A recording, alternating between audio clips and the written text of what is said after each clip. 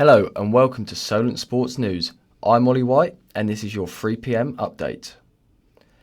England face Czech Republic at Euro 2020 qualifier tonight. Chelsea duo Fakio Tomori and Tammy Abraham both receiving their first call-ups. A win in Prague will seal their place in the finals next year, with Gareth Southgate praising his side's attitude. Everybody has trained really well, really pleased with the preparation. The players hit a very high level all the time now in terms of knowing what's expected every day, because they know that they'll take that into the game on match day. Elsewhere in the UK, Scotland boss Steve Clarke has not held back on criticising his side.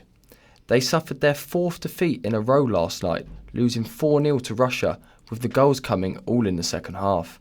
Clarke hopes that their poor form will end on Sunday when they face San Marino. The results are dreadful. There's no getting away from that, so I'm not going to hide behind that. We have to do better. We have to work harder, and we have to make sure as a group of people working together with it that we keep improving.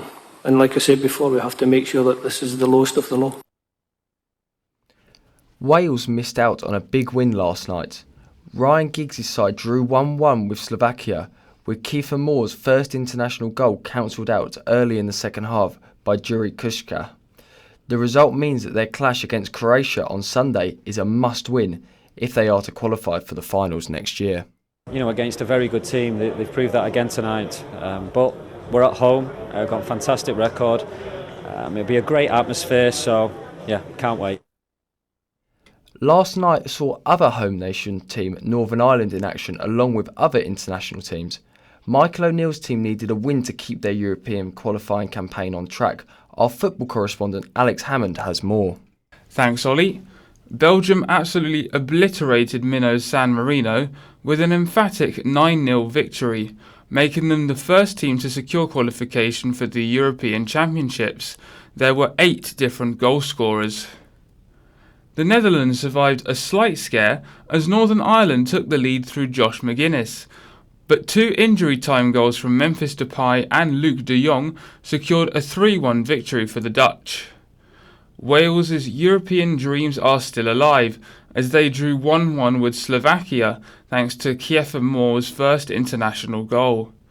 Other results included victories for Croatia, Poland, North Macedonia, Austria and Cyprus. There was also a stalemate between Belarus and Estonia.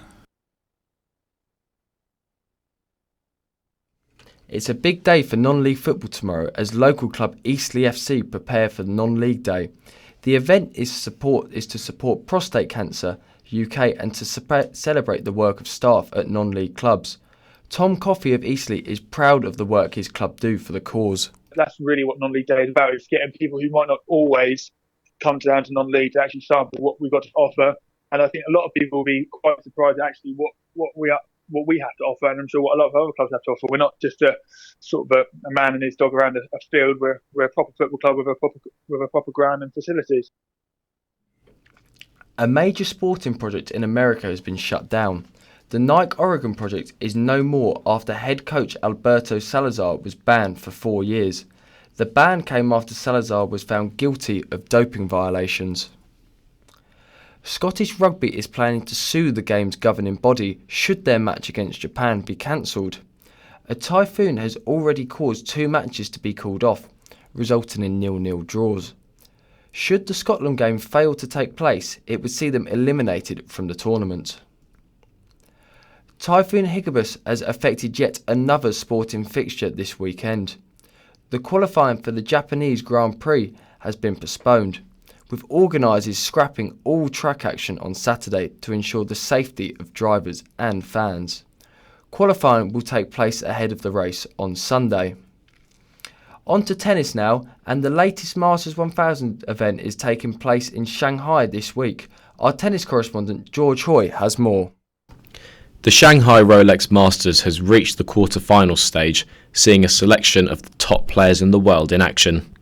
Earlier, world number 1 Novak Djokovic suffered a shock defeat at the hands of Greek Stefanos Tsitsipas, who came back from a set down to move through to the semi-finals.